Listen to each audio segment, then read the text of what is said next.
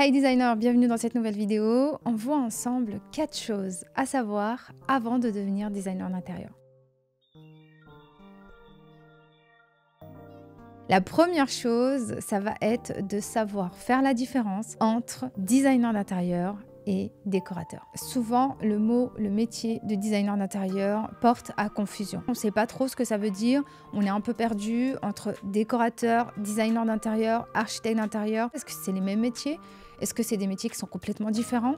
On a déjà parlé dans d'autres vidéos, mais là on va en parler parce que c'est hyper important. Si toi qui me regardes, tu veux faire tout simplement des études là-dedans, c'est important de savoir la différence entre les trois pour pouvoir choisir tout simplement ce que tu vas vouloir faire plus tard. Donc commençons par la différence entre un décorateur et un designer d'intérieur.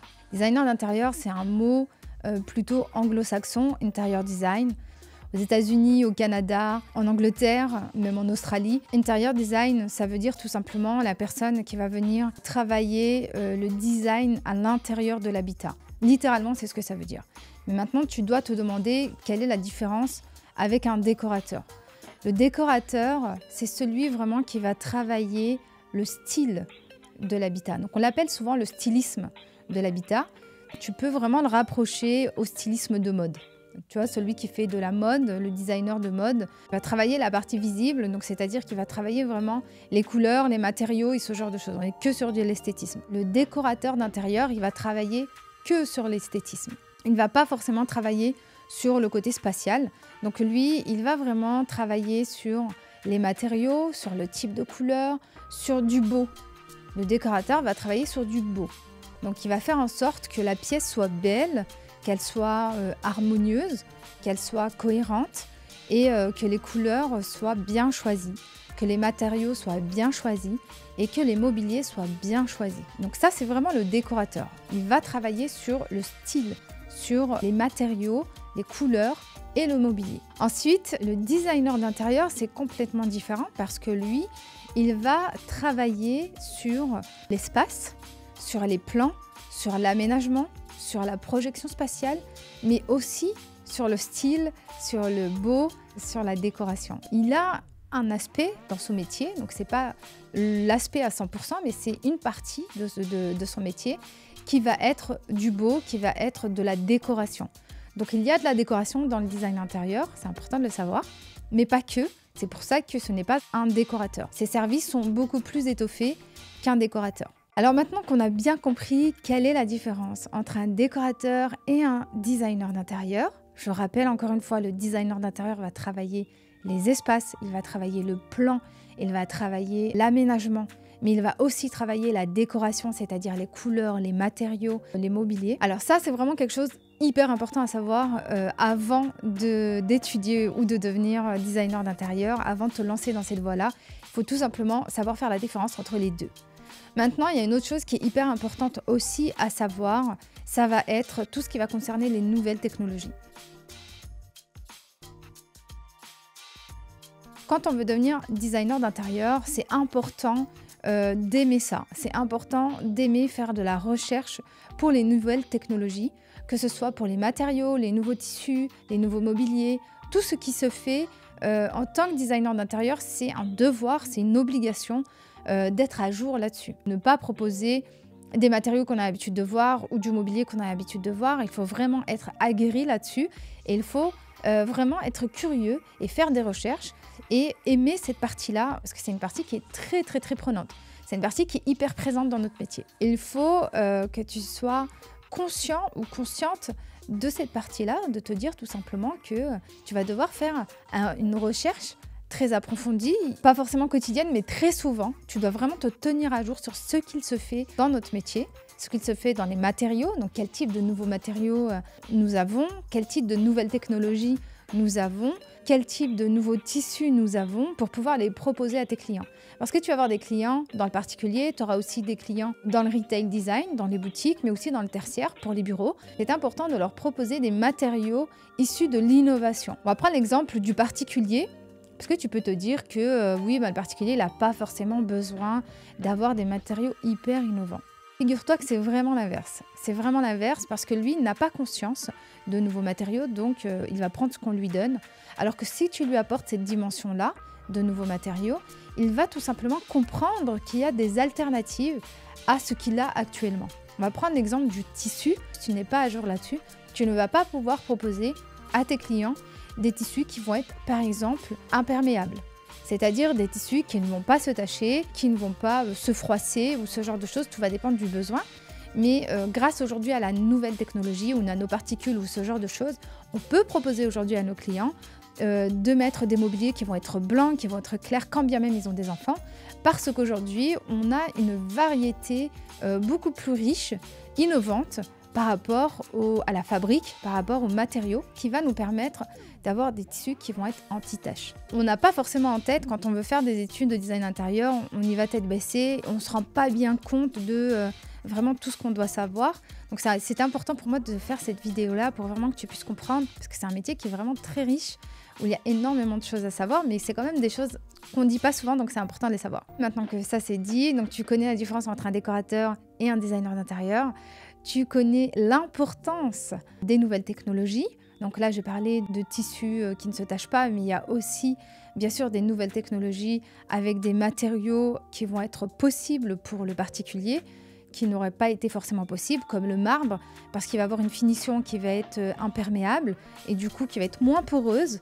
Et le fait de travailler une finition comme ça pour le marbre ou même l'ardoise, ça va te permettre de proposer ces matériaux-là dans des cuisines ou dans des salles de bain, par exemple. Donc vraiment faire très très attention à la finition et à la technicité de ton produit, d'où d'être courrier pour les nouvelles technologies. C'est une part hyper importante dans notre métier, donc c'est important de le savoir. Les nouvelles technologies, c'est aussi concernant l'isolation, c'est pas quelque chose qu'on parle très souvent, mais c'est hyper important et c'est quelque chose qui va vraiment t'aider à résoudre beaucoup de problèmes chez tes clients. Ça va être l'isolation. Comment réussir à résoudre ce problème d'isolation dans l'habitat de tes clients. Aujourd'hui, il y a énormément de propositions grâce à la nouvelle technologie concernant l'isolation, que ce soit dans la création d'un mur, tout simplement, comment tu vas isoler ton mur à l'intérieur, ou alors par rapport aux panneaux que tu vas venir apporter, que ce soit des panneaux décoratifs ou pas. Il y a énormément de choses, ou même dans les matériaux que tu vas utiliser pour le revêtement de ton espace. C'est aussi des matériaux qui peuvent absorber le bruit. Donc c'est hyper important de savoir que ces matériaux existent pour pouvoir les proposer à tes clients. En termes de nouvelles technologies, il y a aussi la nouvelle technologie concernant la lumière. On n'en parle pas souvent, mais c'est important de le savoir. La luminosité et les différentes températures de couleur dans la lumière. La lumière aujourd'hui, elle a vraiment un impact très fort dans l'habitat. Et c'est quelque chose qui va vraiment t'aider à souligner les ambiances que tu vas créer et à apporter une vraie âme dans un habitat. Donc mettre de côté la lumière, c'est vraiment dommage. Donc c'est hyper important de aussi connaître toutes les nouvelles technologies dans la lumière, mais aussi ce qui concerne les automatiques, la domotique et ce genre de choses. Parce que tu vas apporter un confort supplémentaire à ton client. Et c'est pour ça que les nouvelles technologies sont extrêmement importantes aujourd'hui. À notre époque, c'est hyper important d'avoir une connaissance très vaste là-dessus pour pouvoir apporter du confort, de la modernité dans tes projets pour tes clients. Alors connaître tout ce panel dans les nouvelles technologies, ça va te permettre tout simplement de proposer des projets qui vont être en adéquation avec le budget de tes clients. Parce qu'on a l'impression qu'une nouvelle technologie, ça coûte hyper cher, que ça va être hors budget. Mais quand on n'en a pas la connaissance, quand on n'a pas fait un travail là-dessus, tout simplement, c'est difficile de proposer ça à ses clients. Donc c'est important de toi, te renseigner là-dessus et de le savoir avant de te lancer pour devenir designer d'intérieur, de savoir que ça existe. Ce n'est pas juste monter une 3D et poser un tapis et un canapé. C'est très riche, c'est très vaste. Il faut en avoir conscience avant de se lancer dans ces études. Juste avant, si vraiment la vidéo te plaît, n'hésite pas à liker, à partager et à t'abonner pour avoir plus de contenu dans le design intérieur et pour tout simplement nous motiver à vous créer des vidéos qui vont vous aider, qui vont vous conseiller pour réussir dans votre métier de designer d'intérieur. Juste avant, en première partie, on a vu la différence entre designer d'intérieur et décorateur. Maintenant, on voit la différence entre designer d'intérieur et architecte d'intérieur. David, d'ailleurs, a fait une vidéo là-dessus. Je t'envoie la voir si tu veux vraiment la voir plus en détail et très approfondie. Là, je vais juste en parler rapidement. Donc, la différence, c'est quoi? C'est tout simplement que l'architecte d'intérieur, tel un architecte d'extérieur, va travailler les espaces. Donc, il va travailler les volumes. L'architecte d'intérieur, il va plutôt travailler sur le plan. et sur la volumétrie pour pouvoir retravailler la distribution d'un logement, d'une habitation. Clairement, pour te donner vraiment un exemple concret, on va dire qu'on a un appartement de, je sais pas, 50 mètres carrés avec 2 chambres et un salon, une cuisine. Bah, l'architecte d'intérieur va faire en sorte de faire un 3 chambres, un salon, une cuisine. Voilà, donc tu vois, l'architecte d'intérieur va vraiment travailler les espaces différemment et apporter une dimension spatiale qui va être différente. Il va apporter aussi du concept, c'est aussi son travail à lui, d'apporter du concept, une identité forte grâce au volume, que ce soit volume vertical ou horizontal. Il va aussi apporter cette dimension-là conceptuelle. Alors que l'interior designer, le designer d'intérieur, il va avoir cette partie-là de l'architecte d'intérieur, c'est-à-dire qu'il va avoir toute la partie dimension spatiale, volumétrie. On va travailler les plans de la même chose que l'architecte d'intérieur. Donc on va aussi travailler la distribution des espaces, on va aussi travailler l'aménagement intérieur, on va aussi travailler la volumétrie, le concept grâce aux espaces.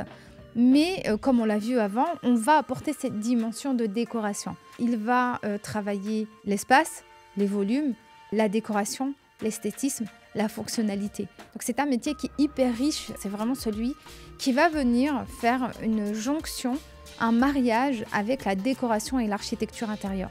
Donc ça, c'est important de le savoir avant de devenir designer d'intérieur, parce qu'autant tu veux être que décorateur, ou autant tu n'aimes pas du tout la décoration et tu veux juste travailler les volumes et l'aménagement en plan, et du coup, tu vas être peut-être un petit peu déçu ou frustré.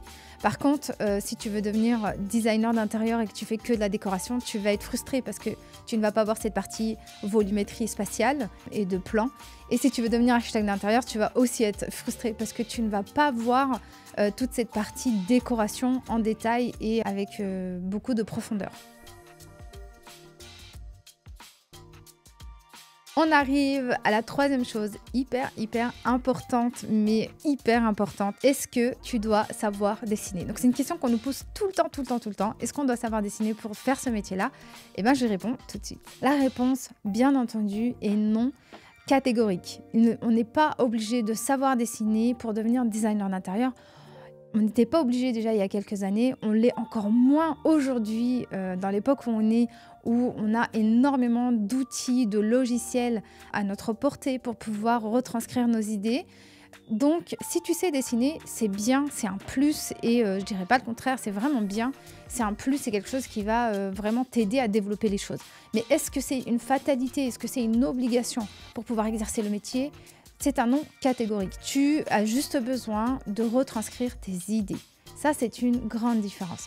Souvent, on peut savoir dessiner, mais on peut ne pas savoir retranscrire ses idées. Donc, c'est pour ça que je dis que ce n'est pas forcément obligatoire de savoir dessiner. Par contre, savoir retranscrire ses idées, pouvoir proposer ses idées à un client, pour permettre à son client de se projeter dans nos projets, c'est vital, c'est extrêmement vital. Parce que c'est difficile de vendre un projet, parce qu'on parle de ça, c'est une vente que vous faites. Lorsque votre client valide vos projets, vous faites une vente. Donc c'est difficile de vendre un projet lorsqu'on n'a pas réussi à embarquer notre client avec nous, on n'a pas réussi à l'embarquer dans le projet, à le faire ressentir l'ambiance et l'identité du projet. Et ça, quand bien même vous savez dessiner, vous ne pouvez pas forcément savoir le faire. Donc c'est hyper important de le faire. Aujourd'hui, on a des outils pour ça, on a des logiciels pour ça. Donc il y a énormément de manières pour pouvoir faire ça, que ce soit des logiciels 3D, je vais citer SketchUp parce que vraiment c'est le plus connu, c'est le moins cher et c'est celui qui est le plus approprié pour le métier de designer d'intérieur, mais il y en a d'autres bien entendu, mais aussi d'autres choses. Donc il n'y a pas que le logiciel 3D, il y a aussi énormément de choses. Il y a les moodboards, il y a énormément de choses. Je dirais que c'est plutôt un tout et pas forcément un seul élément qui vont vous permettre de présenter vos idées. C'est vraiment tout un process qui va vous permettre de présenter vos idées. Donc savoir dessiner, c'est pas vital, c'est pas nécessaire. Par contre, savoir tenir un projet de A à Z, savoir processiser son projet et le présenter à un client, ça c'est vital, c'est ultra nécessaire en tant que designer d'intérieur. Si vraiment vous êtes professionnel, c'est hyper important. Donc si tu veux apprendre à faire ça, tu veux devenir designer d'intérieur, c'est quelque chose que tu dois savoir avant de te lancer. Nous, c'est quelque chose qu'on apprend bien entendu à nos élèves, à plusieurs centaines d'élèves. On leur apprend à tenir un projet, on leur apprend à partager leurs idées, à projeter leurs idées, à faire en sorte que le client puisse capter tout de suite là où est-ce qu'on a envie de les amener, dans quelle ambiance on a envie de les amener, quel est le concept fort, quelle est la ligne directrice. Et comment faire en tant que designer d'intérieur, tout simplement de se démarquer des autres, c'est hyper important. Donc il n'y a pas de concurrence clairement dans notre métier. Par contre, il faut savoir qui on est en tant que professionnel et vers où on veut aller en tant que professionnel. Donc c'est hyper important de savoir ça avant de te lancer, de te dire que ok, je veux devenir designer d'intérieur, mais j'ai un gros travail à faire moi en tant que professionnel par rapport à mes projets et aussi où est-ce que j'ai envie d'aller et comment je veux faire ce métier-là. C'est un métier qui est très riche, il n'y a pas de cadre forcément, il n'y a pas une seule et unique manière de faire ce métier-là. Donc c'est pour ça que c'est un métier qui est extraordinaire, c'est un métier qui est très malléable et du coup je t'invite vraiment à continuer, en tout cas si vraiment tu veux faire ce métier-là, je t'invite vraiment à continuer dans tes recherches, à cliquer sur les liens en bas de la vidéo si vraiment tu veux et tu as besoin qu'on t'accompagne dans cette reconversion professionnelle-là, ou alors si tu veux approfondir tes compétences, peut-être que tu as déjà fait une formation, que tu vas approfondir tes compétences, bien je t'invite vraiment à tout simplement nous contacter et on se fera un plaisir de pouvoir t'accompagner. Si cette vidéo t'a plu, je t'invite à partager, à liker et à t'abonner à notre chaîne pour nous aider à créer encore plus de contenu. Et je te dis à très vite dans une prochaine vidéo. Bye!